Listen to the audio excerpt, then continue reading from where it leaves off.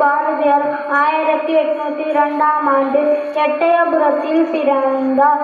அவருடைய பெற்றோர் பெயர் சின்னசாமி, லட்சுமி அம்மாள். இவர் ஒரு சுதந்திர போராட்ட வீரர் ஆவார். இவர் பல கவிதைகளை எழுதியுள்ளார். கண்ணன் பாட்டு, குயில் பாட்டு போன்ற காவியங்களை எழுதினார். மகாகவி பாரதியார் 1921ஆம் ஆண்டு செப்டம்பர் 11ஆம் தேதி மறைந்தார். லட்சுமி அம்மாளுக்கு மகனாக டிசம்பர் 11, 1882 பிறந்தேன்.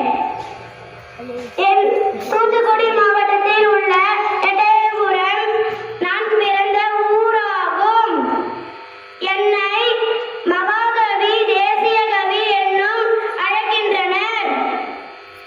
இவர் மகாகவி, மகத்தான கலைஞர் என்ற புதுமை பெயர் கொண்டு.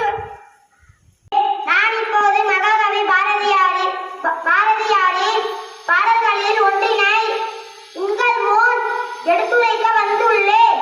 அச்சமில்லை, அச்சமில்லை, அச்சம் என்பதில்லையே. இச்சகத்துள்ளோரெல்லாம் எதிர்த்து நின்ற போதிலும் அச்சமில்லை, அச்சமில்லை, அச்சம் என்பதில்லையே.